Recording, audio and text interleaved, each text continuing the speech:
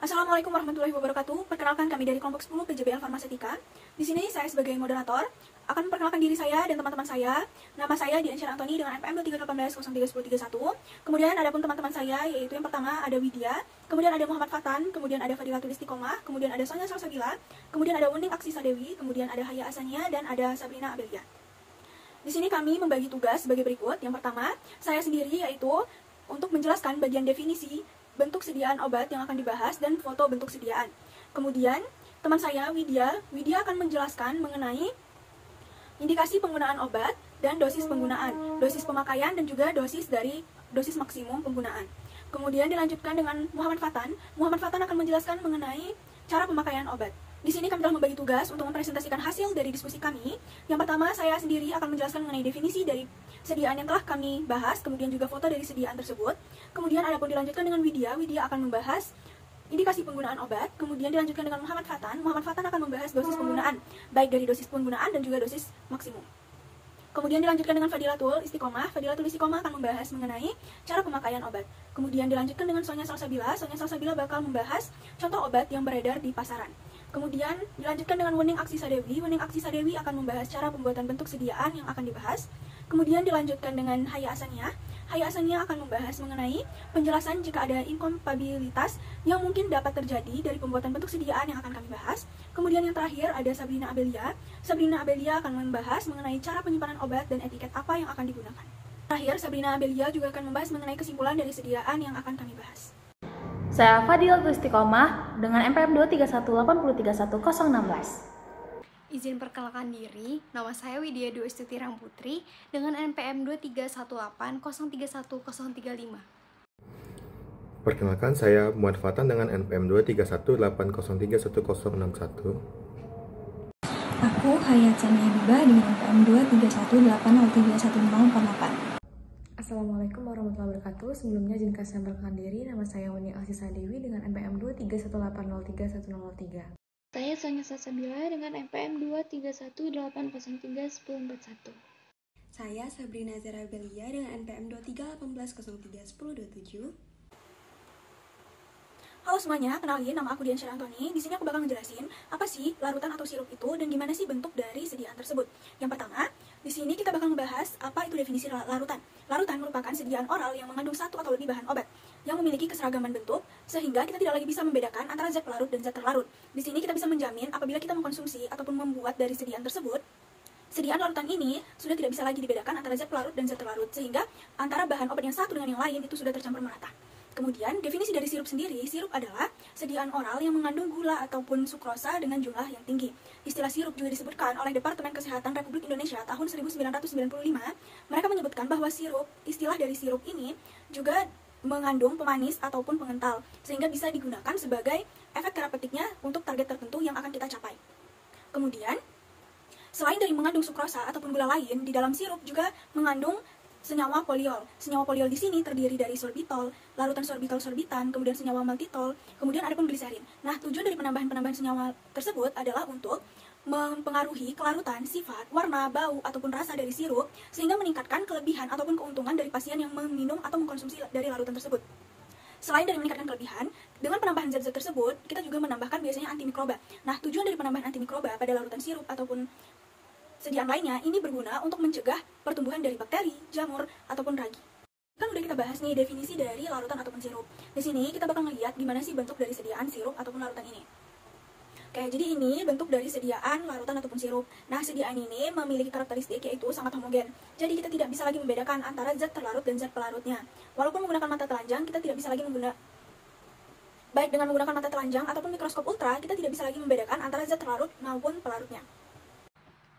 Selanjutnya, saya akan menjelaskan mengenai indikasi dari penggunaan obat. Nah, obat sirup ini digunakan untuk penggunaan dalam atau yang kita sebut dengan penggunaan oral. Nah, ini obat ini diminum, digunakan 3 kali sehari, 1 sendok makan, dan diminum setelah makan. Selalu ikuti petunjuk penggunaan yang tertera pada kemasan atau yang dibelikan oleh dokter maupun apoteker. Baik, yang selanjutnya adalah dosis pemakaian paracetamol. Dosis paracetamol untuk orang dewasa adalah 500 mg tiap 4-6 jam sekali. Dan untuk anak-anak, dosis yang diberikan harus sesuai dengan anjuran dokter. Dan selanjutnya adalah dosis maksimum dari paracetamol. Dosis maksimal konsumsi paracetamol adalah 4.000 mg atau 4 gram selama 24 jam. Namun para ahli menyarankan untuk mengonsumsi paracetamol tidak lebih dari 2.000 mg per hari. Dan juga negara-negara Eropa merekomendasikan dosis penggunaan paracetamol pada orang dewasa maksimal adalah 3.000 mg setiap harinya. Oke, jadi pada kesempatan kali ini saya akan menjelaskan bagaimana cara penggunaan atau cara menggunakan obat sirup oral dengan baik. Menurut Purwawida Ningrum, ada beberapa langkah dalam meminum sediaan oral dengan baik. Yang pertama, kita cek kondisi sediaan sirup. Obat sirup yang sudah dibuka hanya aman digunakan selama 2 bulan saja. Dengan catatan, itu syarat penyimpanannya sudah baik dan kondisi dari sediaan tidak berubah seperti warnanya, teksturnya, atau menggumpal atau tidak. Kemudian, untuk sediaan sirup kering, umur simpannya hanya berlaku selama pendek, jadi hanya 7 hari setelah diberikan air. Kemudian obat sirup antibiotik harus diminum sampai habis agar tidak menyebabkan resistensi. Kemudian perhatikan aturan minum dari obat tersebut. Apabila di dalam obat tersebut terdapat aturan minum seperti kocok terlebih dahulu, maka kita harus mengkocok sediaan sirup itu terlebih dahulu agar homogen. Kemudian minumlah obat sirup sesuai aturan minum yang telah dianjurkan tadi. Kemudian selalu cuci bersih sendok atau sirup atau pipet atasnya sebelum dan sesudah untuk digunakan. Ikuti takaran obat sesuai dosis. Apabila dosisnya itu 3 kali sehari, maka kita harus minum obat tersebut 3 kali dalam sehari, yaitu dengan jangka waktu 8 jam. Kemudian apabila 2 kali sehari, maka kita harus minum obat tersebut dalam jangka waktu 12 jam sekali. Kemudian apabila obat itu 1 kali dalam sehari, berarti harus 24 jam sekali.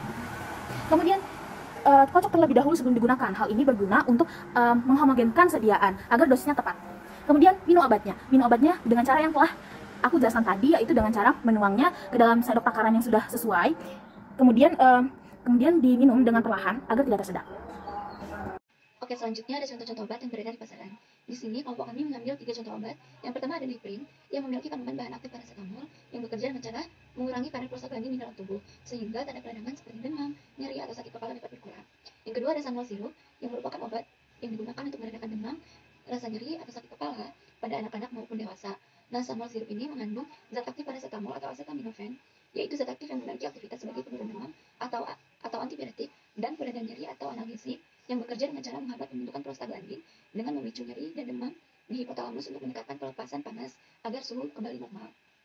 Yang ketiga ada Tempra Sirup, yaitu yang mengandung paracetamol bekerja dengan cara pengaturan suhu di otak untuk menurunkan suhu tubuh. Nah, obat ini bisa menghambat pembentukan prostaglandin sehingga bisa meredakan nyeri pada anak berusia 2-6 tahun. Jadi di sini saya akan menjelaskan bagaimana cara pembuatan sediaan larutan. Yang pertama itu siapkan alat dan bahan, lalu ditimbang semua bahan, lalu dikalibrasi botol dengan volume 60 ml, lalu zat padat yang sudah ditimbang dimasukkan ke dalam gelas kimia.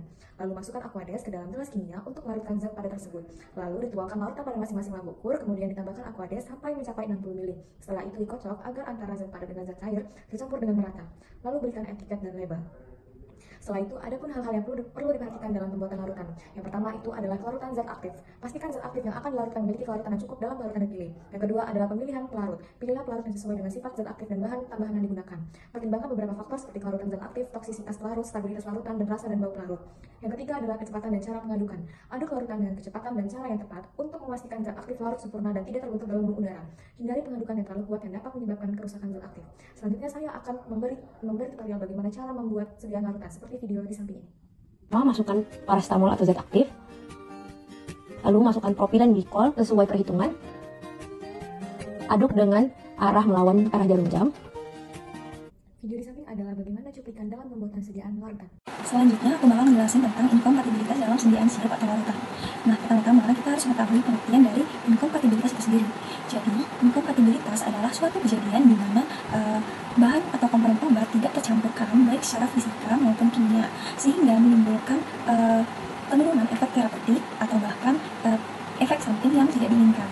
Nah, secara garis besar, inkompatibilitas ini dibagi menjadi 3 kelompok. Yang pertama ada inkompatibilitas fisika, yang kedua inkompatibilitas kimia, dan yang ketiga inkompatibilitas terapeutik. Nah, yang pertama itu adalah inkompatibilitas fisika. Jadi, inkompatibilitas ini terjadi ketika terjadi interaksi antara komponen-komponen dalam larutan yang nantinya akan mengakibatkan timbulnya perubahan fisik pada sediaan. Nah, perubahan fisik ini artinya perubahan yang dapat kita lihat, kita amati, ataupun kita rasakan. Nah, apa aja sih? Jadi contohnya itu ada terbentuknya endapan, terbentuknya gelembung, perubahan warna, kemudian perubahan viskositas atau kekentalan, perubahan konsistensi, dan lain-lain. Dan dengan terjadinya hal tersebut dapat menurunkan stabilitas dari sediaan dan efek yang ditujukan. Yang kedua adalah inkompatibilitas kimia. Nah, inkompatibilitas ini ada ketika terjadi reaksi kimia antar komponen dalam larutan atau atau dengan bahan lain seperti wadah obat ataupun zat lain. Nah, dengan adanya reaksi ini itu dapat mengubah struktur kimia dari sediaan yang kita buat dan dapat menimbulkan efek samping yang tidak diinginkan atau bahkan merusak stabilitas dari sediaan ini secara keseluruhan, ataupun dapat juga menimbulkan efek toksisitas yang tidak diinginkan. Nah, contohnya apa? Jadi contohnya itu ada terjadinya reaksi hidrolisis, oksidasi, dan juga degradasi obat akibat interaksi dengan zat lain dalam sediaan. Yang ketiga adalah inkompatibilitas terapeutik. Nah, inkompatibilitas ini berhubungan dengan potensial keefektifan dari suatu obat. Apakah dia memiliki efektivitas yang masih ada atau sudah hilang, terus apakah dapat terjadi efek toksik ataupun efek samping lain yang tidak diinginkan. Nah, inkompatibilitas terapeutik ini juga dapat terjadi ketika dua komponen obat itu memiliki mekanisme kerja yang saling berlawanan sehingga membatalkan efeknya satu sama lain. Contohnya apa? Contohnya itu misalnya antara warfarin dan vitamin K, di mana warfarin ini adalah antikoagulan yang menghambat pembekuan darah, sedangkan si vitamin K ini adalah zat yang mempercepat faktor pembekuan darah. Nah, jadi kedua zat yang mekanisme kerjanya bertentangan ini seharusnya tidak boleh berada dalam komposisi satu sediaan obat. Nah, kemudian contoh lain dari inkompatibilitas terapeutik ini adalah ketika salah satu zat obat mempengaruhi metabolisme atau mengubah metabolisme dari obat lain dalam tubuh yang nanti dapat mengakibatkan peningkatan atau penurunan konsentrasi obat yang ditujukan atau yang diinginkan. Selanjutnya, saya Sabrina Zarabelia akan memaparkan tentang penyimpanan dan etiket dari obat sediaan larutan. Yang pertama ada penyimpanan. Untuk penyimpanan sendiri, seperti umumnya obat-obat lainnya, itu harus disimpan dengan baik dan benar, agar efektivitas dan kualitas dari obat itu terjaga. Jika tidak disimpan dengan baik dan benar, obat itu akan menjadi rusak, berubah warna, berubah rasa, atau bahkan berbahaya bagi pasien. Untuk penyimpanan obat sediaan larutan tersendiri ini, disimpan dalam wadah tertutup rapat, dihindari dari jangkauan anak-anak, dihindari dari sinar matahari langsung, dan ditempatkan di tempat sejuk dan kering. Selanjutnya ada etiket. Etiket ini adalah secari kertas yang ditempelkan pada obat yang memuat keterangan dari obat tersebut, meliputi nama obat, bentuk sediaan, jumlah obat, cara penggunaan, dosis dan frekuensi, serta lama penggunaan. Etiket ini terdiri dari etiket biru dan etiket putih. Etiket biru ini untuk obat sediaan luar atau biasanya untuk sediaan topikal seperti gel, krim, pasta, dan yang lainnya. Namun untuk etiket putih itu adalah etiket yang digunakan untuk obat yang digunakan di obat dalam atau obat yang dipakai secara oral melalui saluran pencernaan. Untuk etiket dari obat sediaan larutan tersendiri ini memiliki etiket berwarna putih karena ini adalah sediaan yang diminum melalui mulut, melewati saluran pencernaan dan dinamakan sebagai obat dalam.